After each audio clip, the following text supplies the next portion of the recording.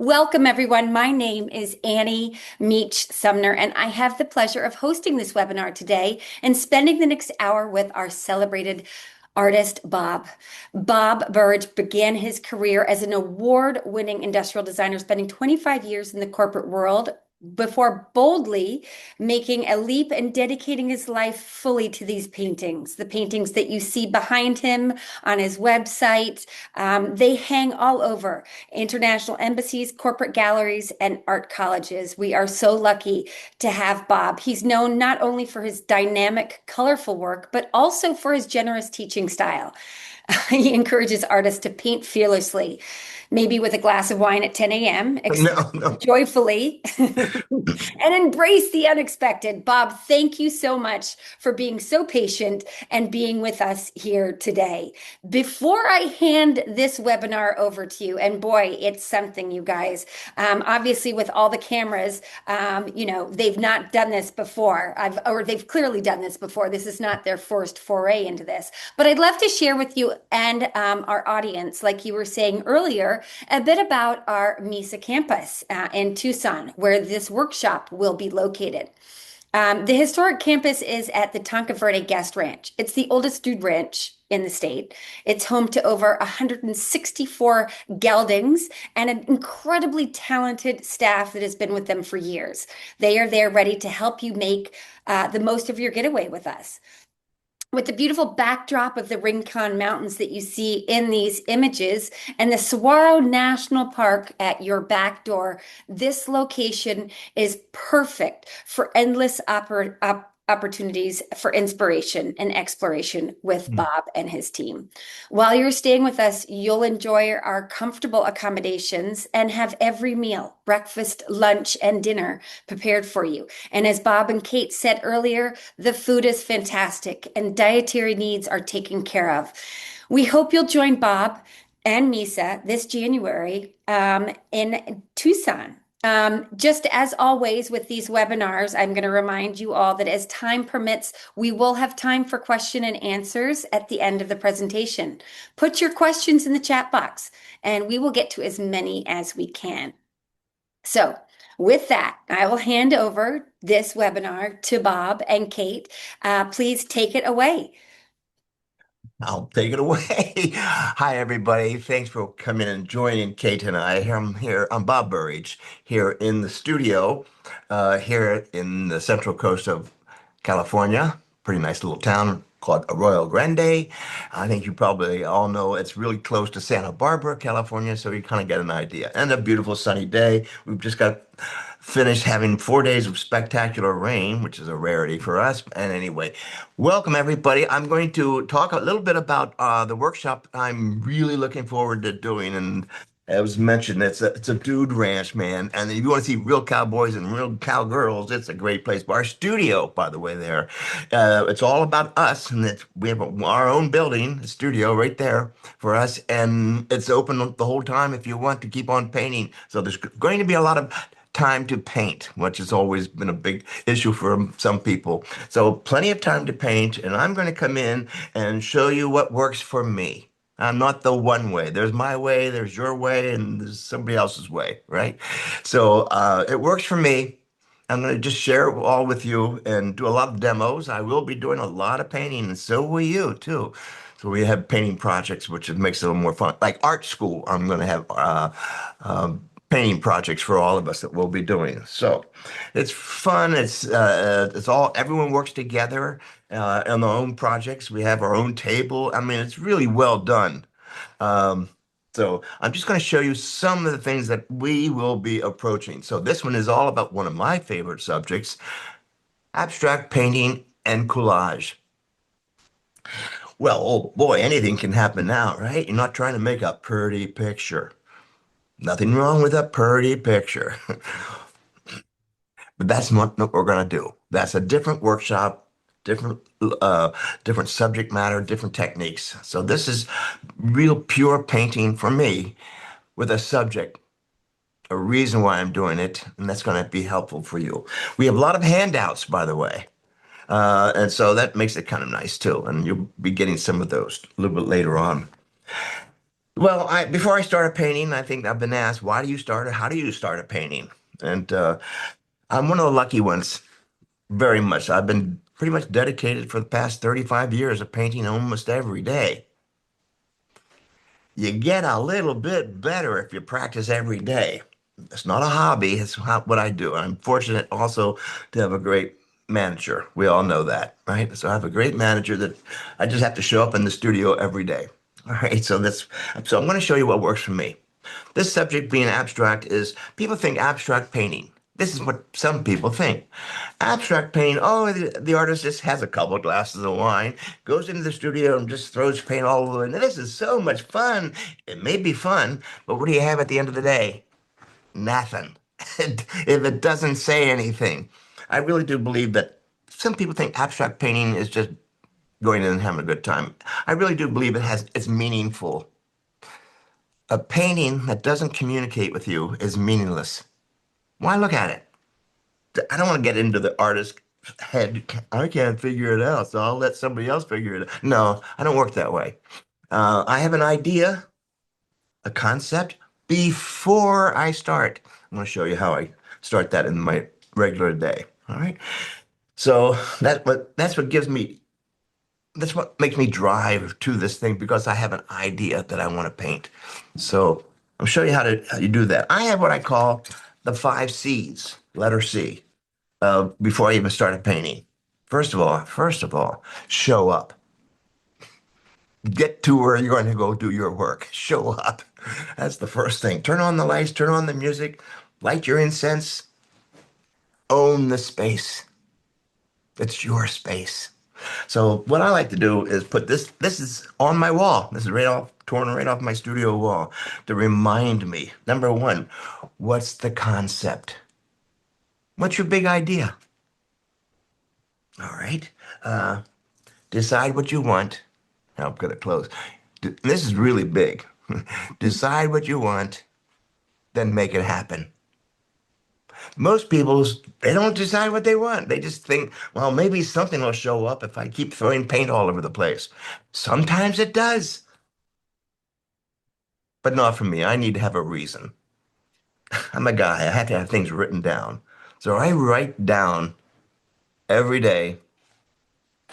I have a journal, many of them. I write every day before I even begin a painting. Yeah.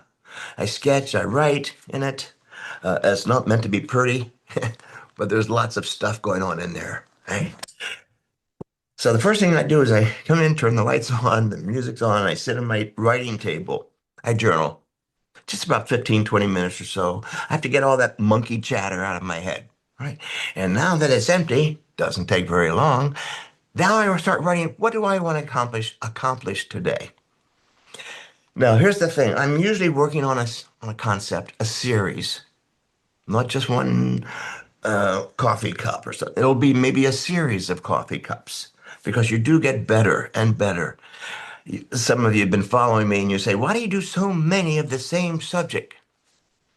I like to refer to the right. It's not my idea. I got the idea from Monet. Do you know how many times he painted that haystack? Look it up. Something like 30 some times. Why? Because it keeps changing. What do you do? The light changes, the colors change. You try this different colors. You're there as a mad scientist. You're not there to paint a pretty picture. Okay. You're working with yourself. So don't work for trying to do a painting for somebody else. They didn't do it. All right.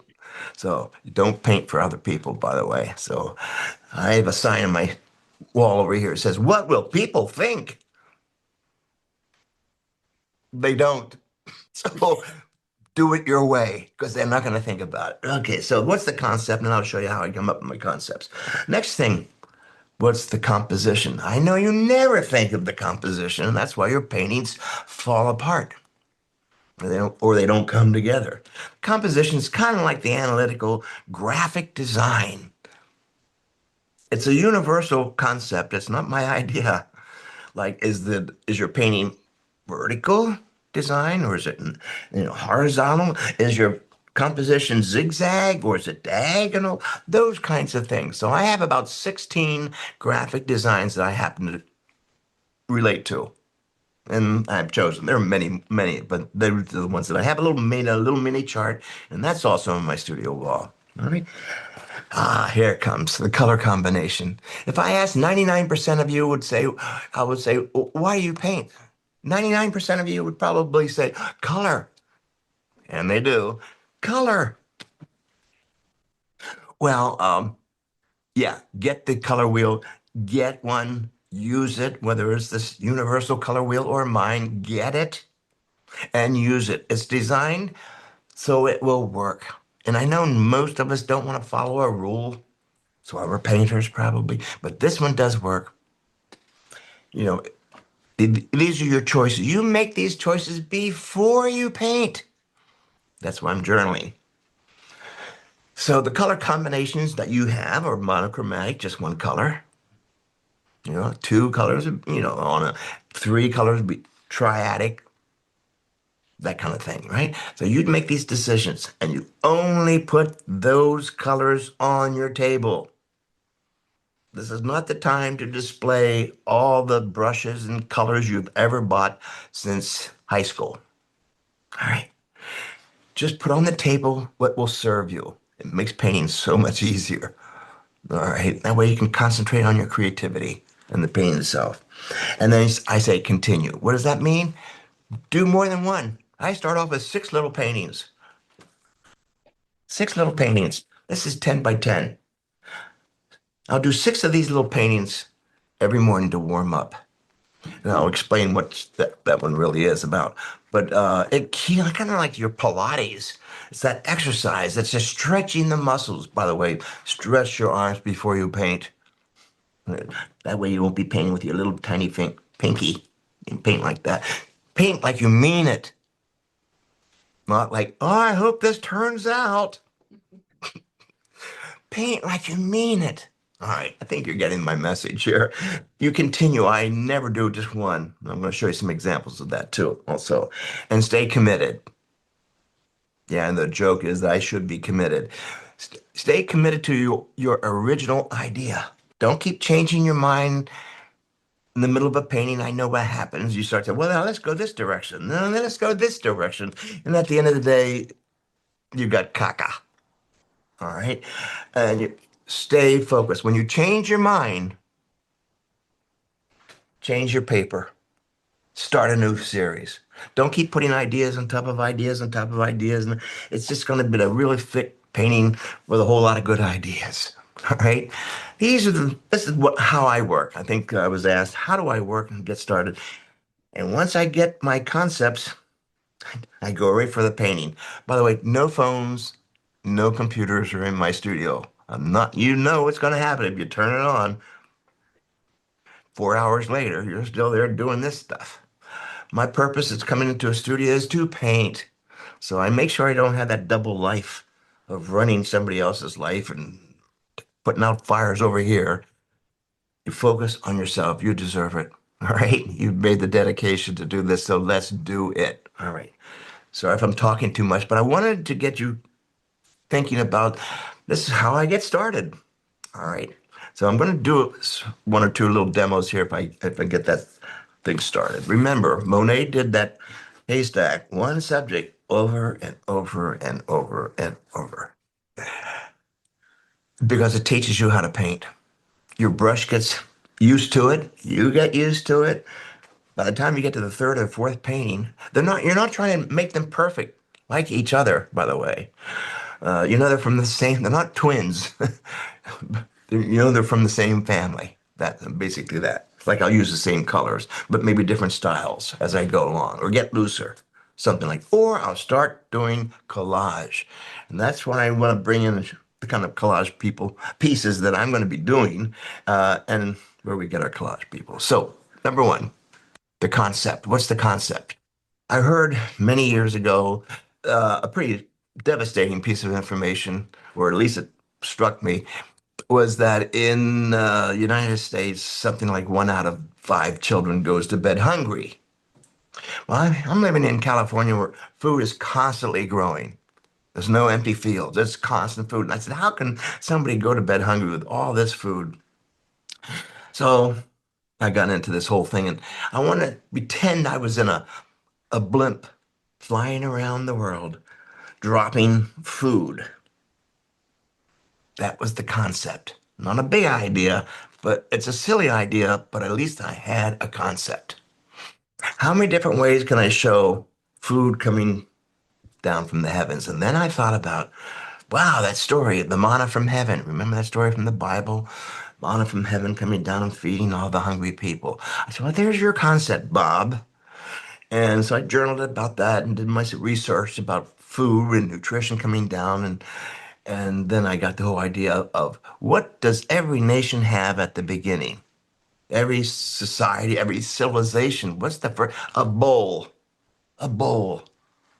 They made bowls, or they had things to carry food, water, seeds, storage. So that was the common graphic idea I wanted to have in all my pieces. That was the through line. Now, how many different ways can I do that concept of, say, food or nutrition or gifts coming in to a bowl? That was the idea. Pretty simple idea. All right. How many times can I do that? Remember, Beethoven's Fifth Symphony, two notes, two notes, dun, dun, dun, dun. Just different rhythms, right? Different beats. And the rest of the 25 minutes is how many different ways can I go dun, dun, dun, dun. Think about that. Kind of like what that music is.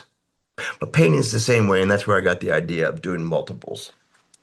So I also had a concept of what was the color going to be. I wanted to pretend I found tablets, gold tablets in Egyptian caves that actually describe this event. It's really locusts coming down, I think, or something like that. So I started doing graphic pieces, many of them, one right after another. How many different ways can I go, which is using just black tissue paper, by the way, this collage, and gold paint. Everybody makes gold paint. So I wanted to have it look like it was gold. So you can see that nice little gold. Everybody makes gold. So there's another idea. How many different graphic ways can I show something coming down from the skies? Well, I did so many of them, one after another. Again, all tissue paper and gold paint. More of a graphic design approach, right? Very graphic design approach. And I kept going on and on. And so I start off with this gold. Then I start putting them together. And I have many of these now, as you can kind of see.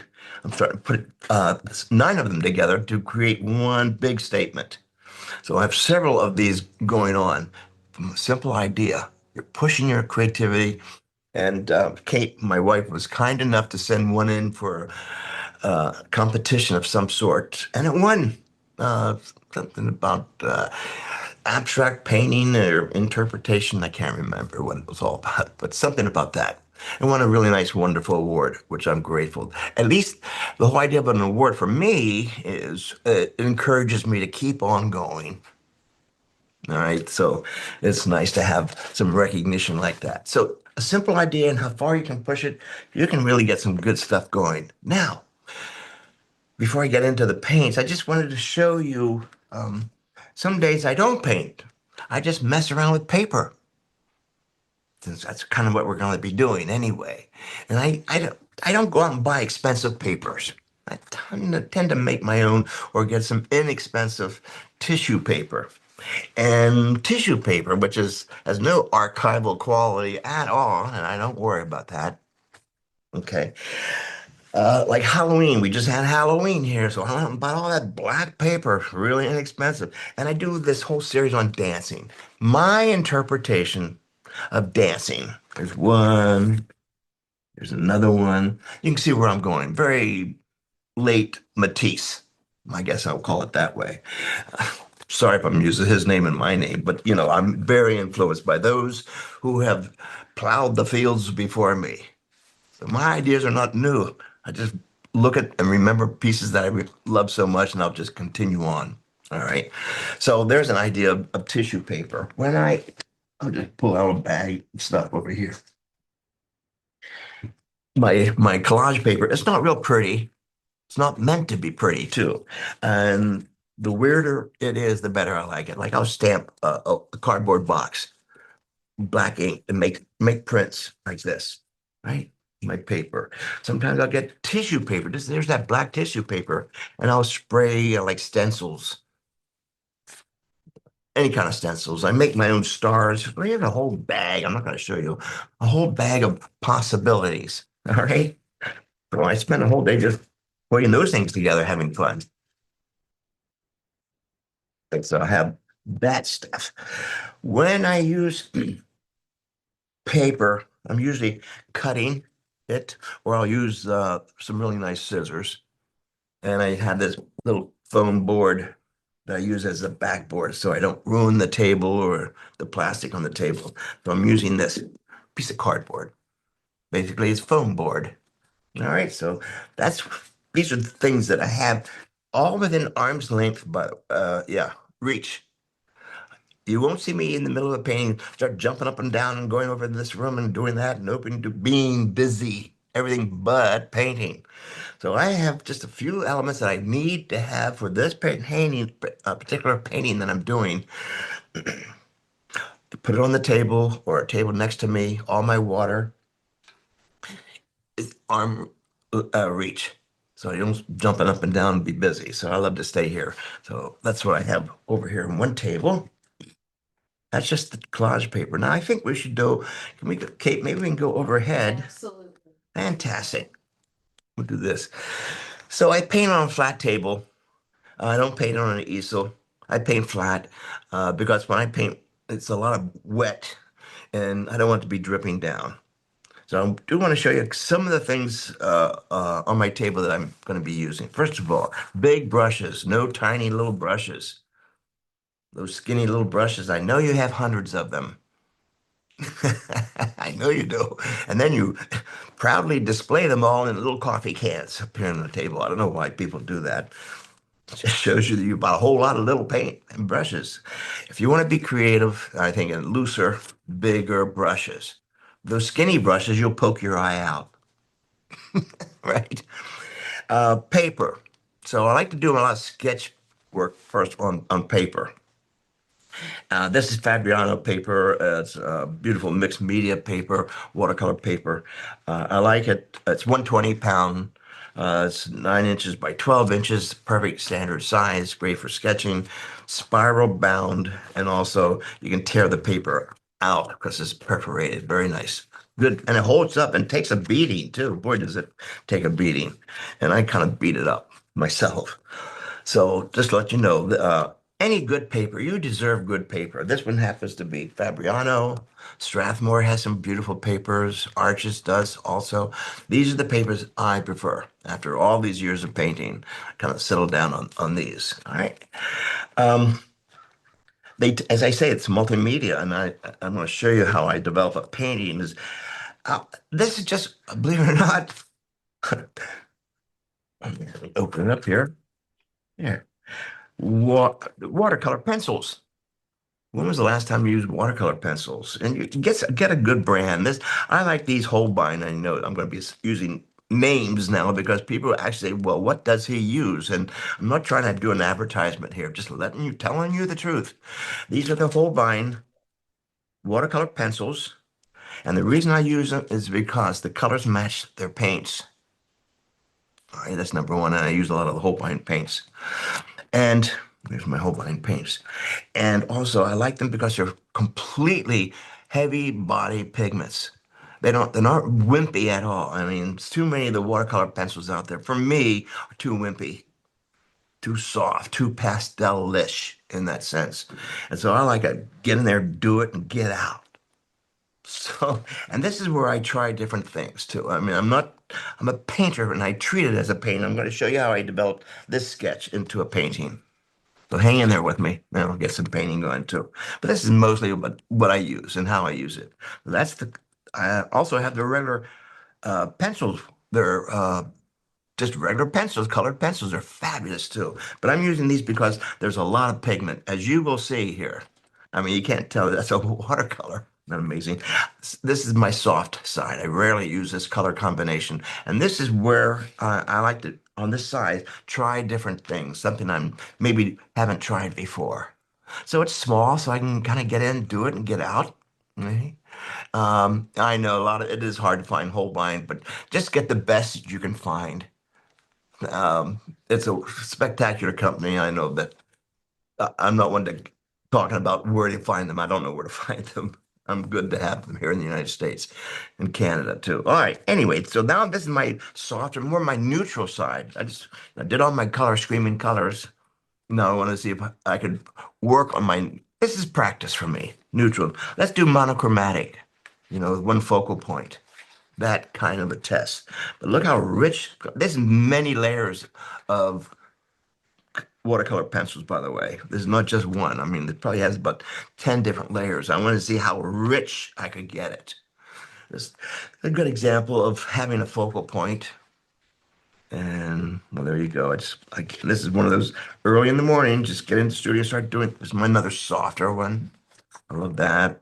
Love them. Get the figures going on in here too.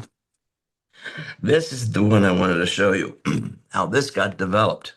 So I like this concept, and that's the focal point because I wanted to try what Henri Matisse said when I thought it was ingenious. He said, to make red, the color red, more important, you make it smaller.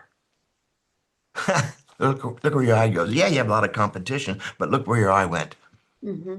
Amazing. And it also has the hardest edges. So soft edges down here, your eye will always go right to the part that's in focus. This is a little something to remember when you're doing abstract. I do a lot of abstracts.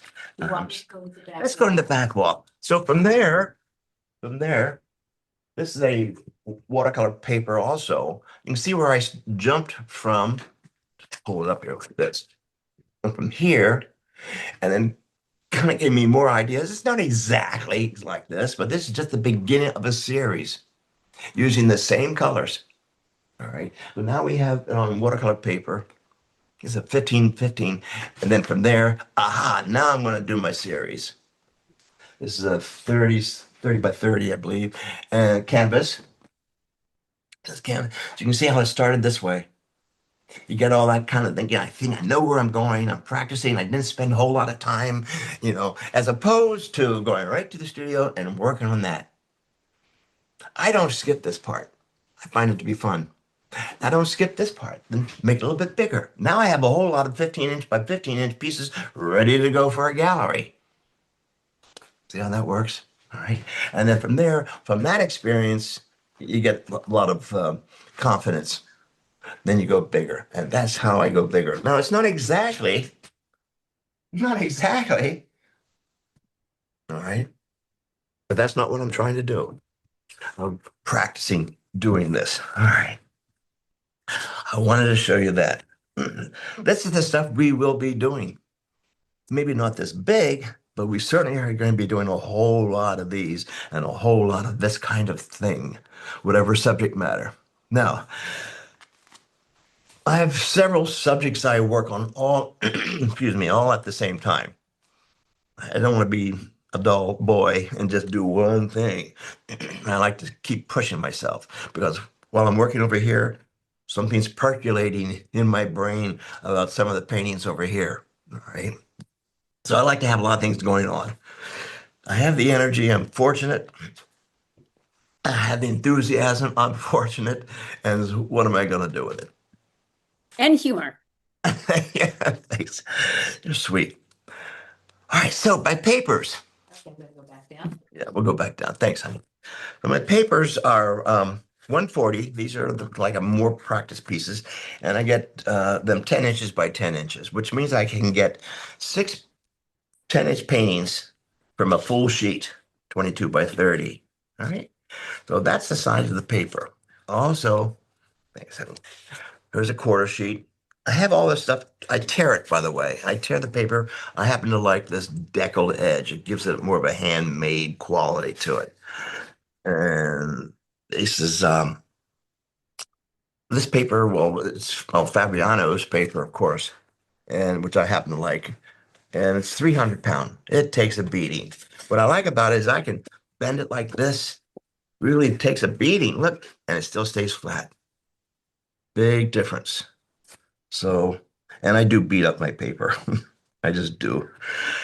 My paints are in tubes.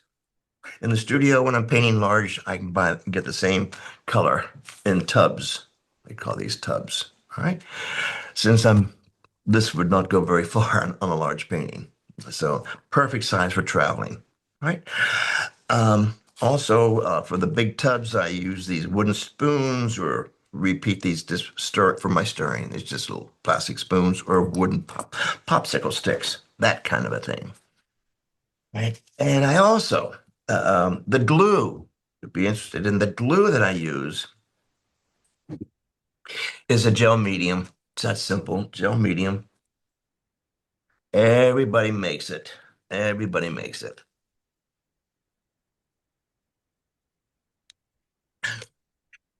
This one again is Holbein's, and what it comes out, it looks a little bit white-ish. Don't be concerned; it will dry optically clear. So there are many things you can use for glue. I use the acrylic gel medium because it has a little thickness to it. Like you'll see, I'm gonna do one right now.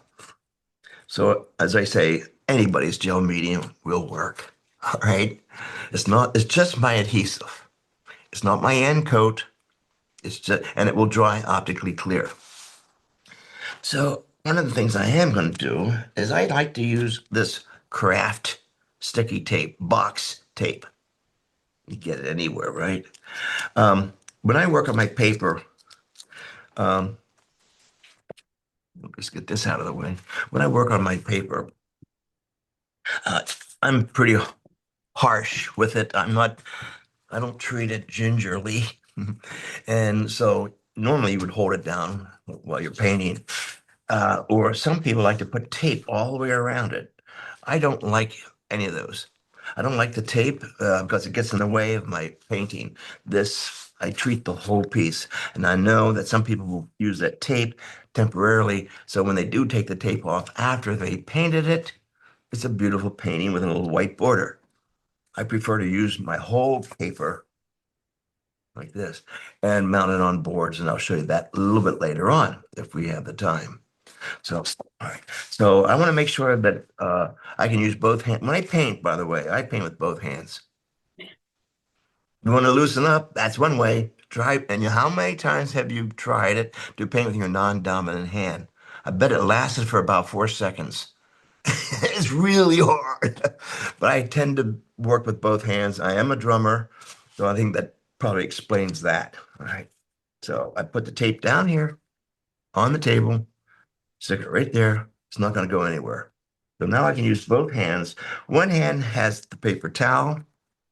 I use a lot of paper towels.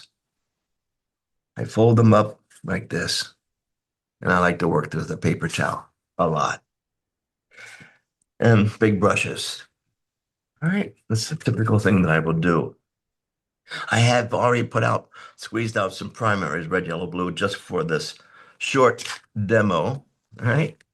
Now, a couple of things that I may have thought about before I even started is it going to be monochromatic? Yeah. So this is more monochromatic. I did it with green because I hear so many people say, I hate green. I don't know why artists say that. Well, okay, so let's take that problem for the whole day. I'm not going to do it in this workshop, but green, and I made my own greens. Usually when the color comes out of the tube, it's pretty raw, right? And maybe that's what people don't care for. So this is the kind of green that I like to make my own. I take regular greens or some blues and yellows and some dark blues and have fun with this structure and always have one focal point.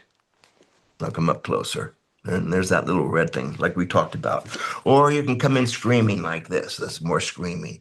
So this is really all blue, according to my color wheel. How this works, I'll just do this quickly. I'm not going to do a whole color demo here on this. But the way my wheel works is This only has 10 colors. It's something I have borrowed from many other artists and finally came up with my own version. So this has 10 colors. The universal wheel that you have in your studio has 12. We all learn from that 12. So I also use in my paintings only four colors. That's why I have four little pointers. One, two, three, four. All right.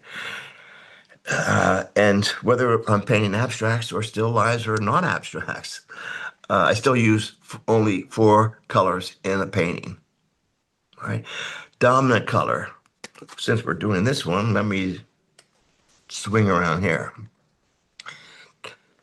Dominant color. And I make these decisions before I paint. So dominant color will be bluish. By the way, this is just to get me started. I don't stick with that. What if I didn't have exactly that blue today? Would I not paint? I'd get a different kind of blue. Blue is blue. All right, don't worry about it being warm blue or cool blue. Don't get yourself too confused. Or you just won't paint. Right? Just go very basic, and that's how I stay. Very basic. And I went 4 years of art school, but I still stay basic. There's my focal point will be yellow. It says so right there. And the other two colors, use a little bit of them. I call them my spice colors. So a little bit of green and a little bit of red around this area in case you missed it. All right. I'm going to do that quickly again, and then I'm going to work on do a painting. So my dominant color is blue. When I say dominant, that's somewhere around 80%. You don't have to write this down, but that's somewhere around, when I say dominant, that's my blue painting, or that's my red painting, or that's my, that kind of a thing. So, and the color across from it happens to be this yellow, and that's going to be about 10% of the footprint of my painting, the focal point. Look at me.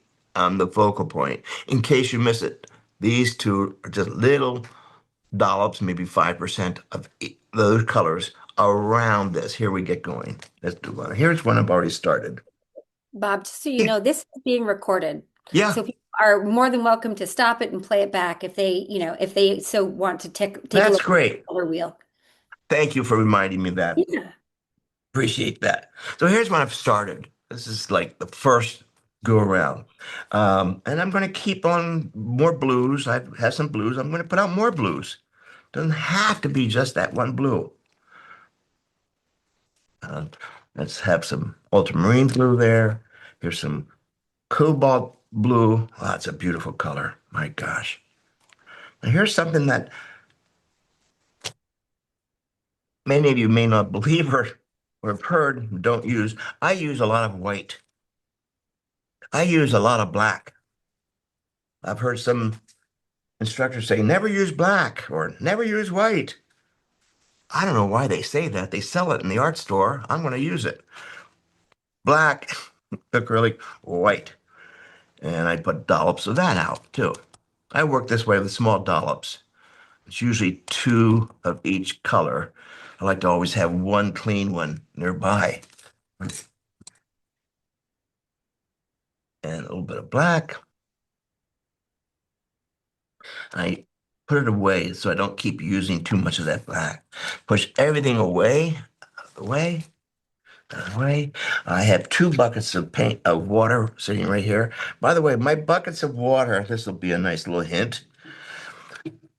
I don't want to have a giant bucket sitting on my table because I have to bring my arm over it, dip it, and pull it out and all that. My water buckets are on the same level as my table. So they're sitting on stools. You can kind of see it right here. Yeah, there you go. And it's on the same level. So my hand just moves back and forth this way. I don't have to go reach and dip in, pull out, wipe it out, come over here. So I'm literally painting real effortlessly on the painting, pick up the paint, and my arm goes straight over here for more water. So it's all that lateral kind of a way of painting. I don't do a lot of busy body stuff. All right, so I'll get one started here, but I want to show you, um, how I get started. So this is like the second time I'm coming back to this, though. I'm going to do this quickly. All these little things I'm going to show you are going to be done somewhat quickly. You don't have to paint this fast, right? Now, this is a dry paper towel, and I like to use it more moist. So I dip it in water. So you dipped in water. That way the paint will come off the brush quicker. And I'm going to put, I know what I want to do. This is phthalo blue. Phthalo blue is translucent for me, which means you can see underneath it. If I use an opaque, I'll get rid of all this. And I don't want to get rid of this. I want to use this. We'll see how much I can use. And use some of this. I want to make it recapture. This is like the third time I've gone over. I'm going to recapture this blue.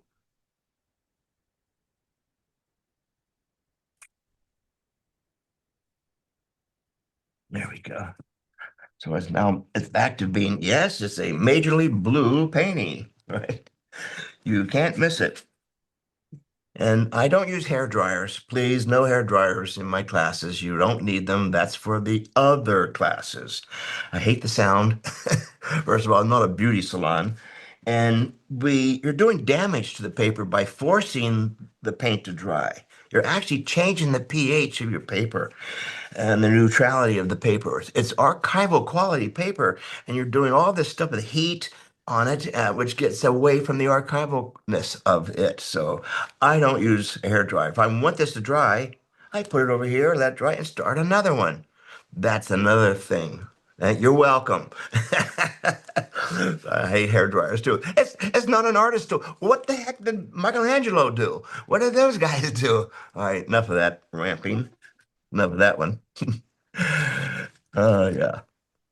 We all have opinions. Thank goodness that's why all the paintings look so different. Now I want to really emphasize, let's come back to my color wheel. So it's mostly bluish. It's a nice dark blue. I'm going to come back here. So my focal point, you can't miss it. I mean, you can't miss it at all. With this brush is 1 inch wide, flat brush. Now I'm adding white, this titanium white, to my color yellow, which makes it more opaque. And besides, I really want it to pop even brighter. So I'll put it over here. The perfect spot here would be the golden section, right? Either here or here or here or here. This is the golden section. This is the one I've chosen for today, right? There we go. Now, the other two colors would be green and red, which I call my spice colors. In case you missed it, I mean, right now you can pretty much see where we're going here. And I'll just get some red out. And my red today is going to be this fluorescent hot pink. Now, this is the fluorescent color, which means it's day glow. And it is stable. It's not like the paint we had back in the 60s. Fluorescent paint, remember those? Day glow, remember?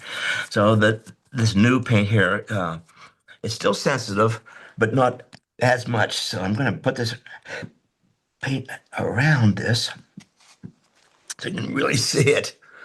It like augments it. And let me just go to another brush. And the other one would be a green. I'll make my own green just for the time. My green will be from where I'm getting my red, yellow, blue out. So I'll dig some yellow and mix a little bit of green to that. I mean, a blue to that. Here we go. There's my green. Yay. Yay. Is it a warm green or a cool green? I don't know, and I don't care. It's not part of my thinking. It's green. Does it have to be the green come out of a tube? No. I'm mixing it so it's softer right now.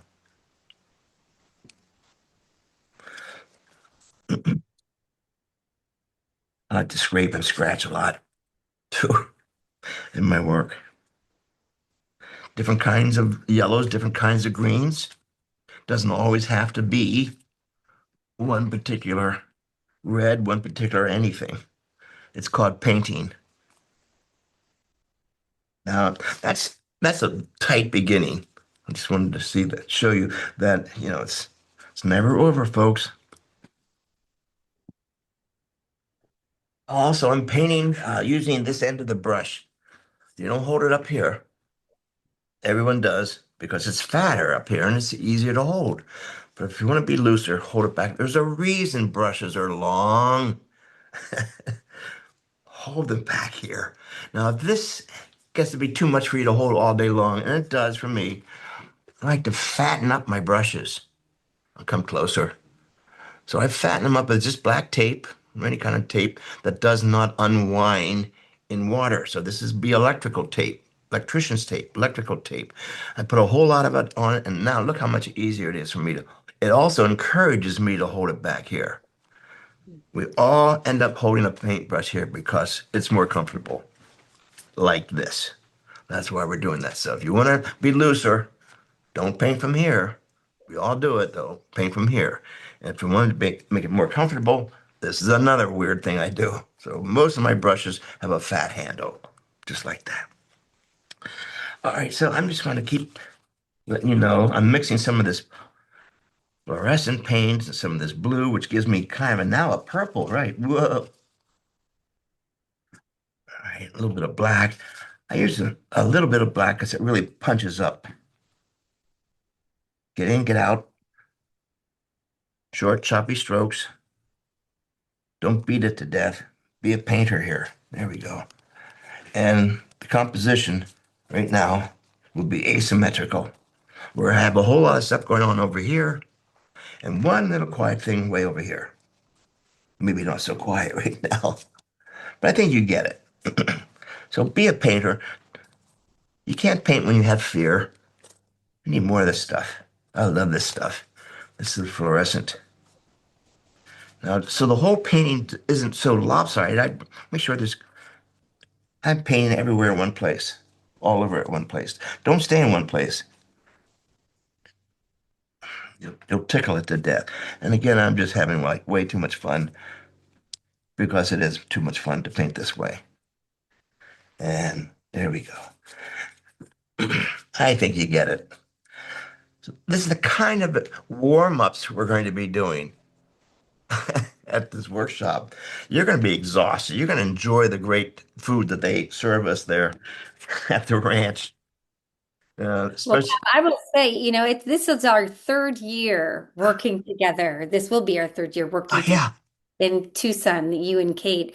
And I will say, from experience of walking into your classroom and seeing your students walk out at lunchtime and come out in the afternoon, it's just pure joy. It's, thank you. you say, "How is it?" "Oh, we're having so much fun."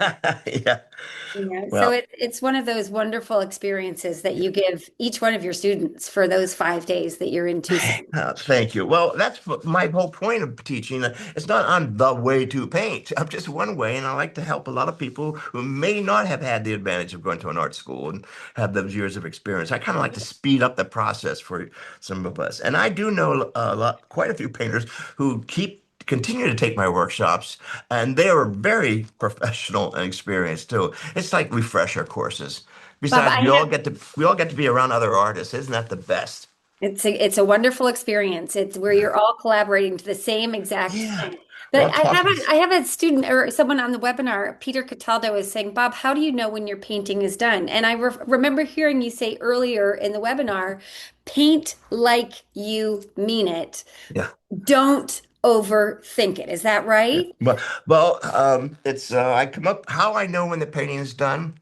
Well, since I don't have somebody else in the studio, I'm pretty determined. That's why I make those five C's is this will really surprise everybody. Most of us do an abstract painting and then we come up with a title. Mm. Well, that looks like red squares going off into space. I'll call it red squares going off to space. Whatever. That looks like a puppy dog walking on the beach. I'll call. After a while, you're going to get so burned out. This is why I work on a series. All right, first of all. And I come up with the title first. Mm. I even make such a commitment that I write the title on the back of the canvas or the back of the paper before I start. This is Wow. this is I know it's new but you have no idea how that will help you because because the question comes up, how do you know when you're done? When it matches the title. Sure. It works that way for me. Pretty simplistic, but I need all the help I can get. You're just one person here doing the best you can. And I have found that if I come up with a title, which means I'm working on a series. Now, here comes another neat part. Oh, this is my favorite part here. One of my favorite. How do I come up with a title? Let's just say we'll do the Manna from Heaven. All right. So each one of these will have a different title. That way I'll know about it in inventory. Thank you, Kate. She has to keep it in inventory, whatever these things. So all these paint, they may look the same, but they will have different titles. So maybe you come up with a couple of titles, you know, and then you're going to run out of ideas. Let's just say I want to do, let's do a title of The Good Life. That was a series that I did too, The Good Life. And it meant ocean scenes, living in California, wine bottles, and, the good life, drinks with martini, with umbrellas in them and that kind of stuff. Tropical drinks in the land. So how many different ways can I do that? And they all can't have the good life. I would lose which one is which. All right. So my favorite friend is it's a book, really thick book. It sits here on my table, my writing table, is a Rosé Cesaris. Get one. Creative writers have them nearby. It's you show the other ways of saying the same word that mean the same thing. All right. So if you can get it online too, but I like the physical book. A Rosé, Roget, Cesaris. Took me years to learn how to pronounce that word. But get one is your best friend. So I'll look up the word, let's say, walking on the beach. I did a whole series of beach scenes. Everybody does the beach scenes. How many different ones? Sunsets, sunrises, stormy days, easy days, surfing day. You're going to run out of ideas of titles. So yeah, I do title my paintings. So I look up in my thesaurus, let's say a beach walk. You look up the word, it's like a dictionary type of thing, and you look it up, and there might be about 1,000 more titles based on a beach walk. I think you get the idea. That's one of your best tools besides your own imagination. So I'll go down and look at all the different titles or ideas for title. Well, that would be I see the title first, and oh, that would be a good one to paint. So that's how I come up with my paintings. I find the title first and I paint until I have the vision I initially had. And when it matches the title, it's done. And it's easy to do when you're working on a series. Too many of us overpaint. We know it. We do it. We know we shouldn't. But there's a little thing inside our head. There's a little thing inside our head that says, but wait, you're better than this. And you keep on painting until it looks like crap. We got a lot of them. Thank goodness for gesso. Just over and do it again. I don't throw anything away. That's my basic way I approach a painting. I'm one of the lucky ones to do it every day, and I still have my health, thank goodness. And I work in my studio. I have about 8 of these tables, and there's a painting on each one. I'm kind of like over here, then I'm over here. That's so I don't get burned out, quite frankly. And I may work like this one. I started 2 years ago. So I do several, maybe little ones every day for a while. Some days I don't, some days I do. And then all of a sudden I have like 100 of these things all ready to go. So I never do a painting in one day. But in our workshop here in Tucson, we'll finish a whole lot of these things. So we're going to work smaller, the 10 by 10s, and work out of our sketchbook, 12 by 12 maybe, and also maybe a quarter sheet like 11, 17, that kind of a thing, 11, 15, whatever that size is. So be working on those sizes. Here they are. Bob, do you have all of that information in your materials list about bringing Yeah, enough? yes, yes, Okay. yes, yes. So we'll be with the size. And Kate has put together the materials list for everybody. And again, you don't have to bring everything. You don't have to bring everything. Yeah. Just what you think And you're you going to can need. ship things there. You can ship stuff. We can ship there, and we can also ship things home for you as well. I know that Very some nice. they're not traveling, but on our website there are options too. If you do order from Blick, do you suggest ordering some of these things from Blick and having them shipped to the ranch? Great, Great. isn't it? That's Yeah, great. Yeah. wonderful. And as far as water, there's a gentleman that comes in every once in a while and changes our big buckets of water. We use a lot of water here. So if it Bob, dissolves in water, that's what we're going to be working with. do you gesso your paintings before Oh, you start that's your thank you paper? for that question. Uh, when I'm in my studio, believe it or not, is yes, I gesso my paper. I'll bring some paper too, pre-gessoed. That way it will have already dried. I highly recommend that you do it before you get there because you don't want to Great. waste a whole day of it drying. Now you don't have to do that. The paper I was using here for this demo was not gessoed. Let me give you a 1 minute explanation why I gesso my paper. Here it comes. Well, I paint on canvases. And in order for the canvas to accept your paints, you gesso. It's basically a primer. And it's Mhm. generally an acrylic primer, which means your paints will stick better to that cotton canvas. That's what the primer is for. And it happens to be white. You also can get black gesso. And if you're really savvy, good luck to trying to find. You can buy gesso that's already been colored, already has the color in it. So you can buy orange gesso, gold gesso, that kind of stuff. All right. It's up to you if you want to look for that and do your research on that. So I gessoed my canvases, even though they come from the store already pre-gessoed. I gesso it again. That way I have Okay. ownership. I have my own brush marks on it. I own this perfectly stretched canvas. I have ownership. Get my DNA all over it. Well, then when I go to paint on a paper, I want the paints to react the same way as when I'm working on a canvas. So I gesso my paper. I get that really good watercolor paper, and I annihilate it by putting gesso. What I'm doing is I'm canceling out that perfect absorbent qualities of watercolor paper. Watercolor paper is beautiful by itself. Me being the wise guy, I gesso the paper just to get me laughing and say I should not be doing this. Ha ha ha, it's so much fun. So now I know when I paint on the canvas or the paper, the reaction will be the same because the substrate on both surfaces, whether it's paper or canvases, are the same, the gesso. So that's pretty much why I And when just, but you when don't do you have to. decide to do gesso? Say Okay. again? Can you just, sorry, Bob, to interrupt That's, you. I have a couple that's, of questions that are coming in. oh, And I'm here. if it's okay with you, this is being recorded, and I would love the opportunity to answer some questions. We still have a few people that are watching, and if you all want to stay and hang out for a little bit, Bob and I are just going to go through some of these questions. Do Perfect. you paint? Do you use gesso or gel medium? It sounds like Gesso. You mostly you can gesso. use gel medium too. It does kind of initially the same thing, but gel medium will be it's great for a glue, by the way. That is my glue, gel mediums. It dries clear and it's fine. But I use um, Yes. the gesso as basically because I was trained that way. Yeah.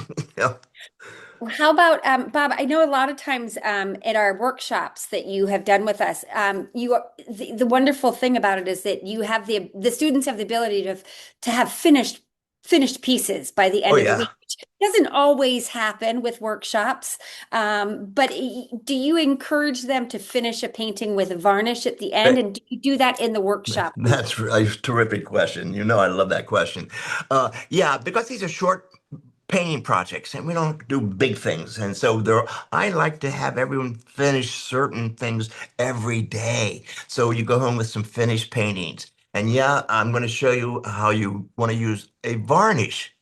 So I finish my paintings. I varnish them after they've really dried for a good day. I use an acrylic varnish. Any of them will be fine. You can get them at the art store, and Golden or Holbein's. They all make great varnishes with UVLS, which means that gives it that UV quality now. So that protects all your weird papers and all the things that you were using from magazines. It protects it now with a UV finish. And that's the varnish that you get in the art stores. All right. You have a choice. Do you want it to be, you can have glossy finish, semi-gloss, you have satin, and you can have matte. So you decide if you want this to be glossy or shiny or matte, and then you put it on, Now, here's the other good thing.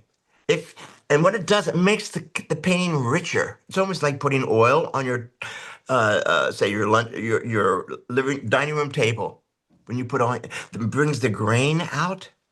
The same thing happens in your paint. It doesn't change it. It makes it richer. Here's the other good thing. What if you don't like it? I think I'm going to change my mind. I like to say anyone who doesn't change their mind doesn't have one. So if you change your mind and you varnish it, say, oh, it's all done. No. The good thing about using an acrylic varnish is you can continue painting on, and I do with regular paint. I mean, a regular acrylic paint. So in my work, it's in layers. So I'll paint for a while, do the collage work, paint for a while, see how it's coming along. I'll varnish it. After it has dried a day, I'll continue painting some more. See how that's coming along. I'll varnish it again. You see where we're going here, and it makes it richer and darker and just quality. And at least that's the quality that I like. And so, yeah, we will be varnishing like the last 2 days, just so everybody has a finished piece. And then that's when we sign our painting. I'm going to talk all about signing your painting, what to sign it with, and I'm going to help you all with that later on. But yeah, so we have a complete painting when you go home. Whether, and you also can bring small canvases, thin canvases. They're great to work on too. I highly recommend you do that too.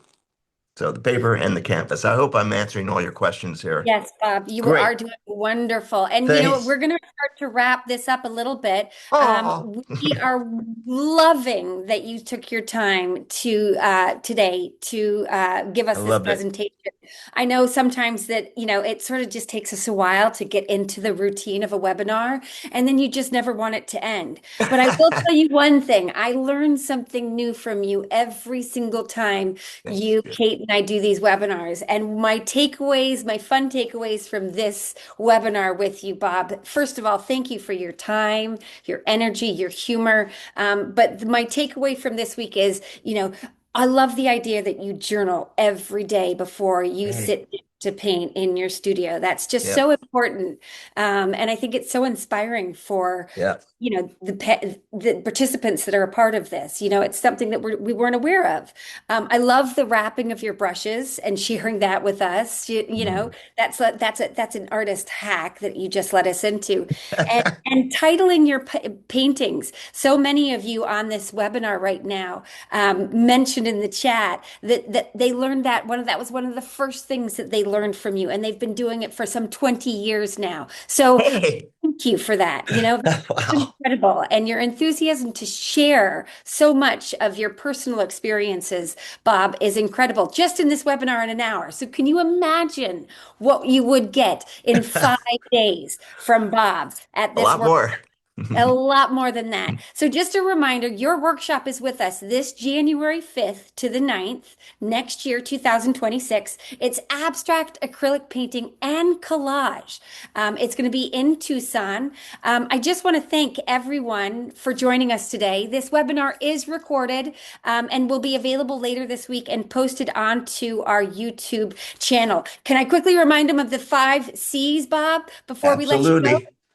Concept, composition, Yeah. What's color the comp. concept? What's the hold it. Here we go.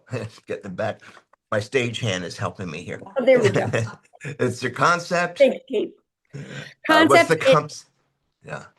So in other go words, ahead. decide what you want, then you make it happen. This is the biggest problem everyone has. I think. I don't know what I want. So you make that decision before you paint. Go ahead. I'm sorry. Composition, Yeah.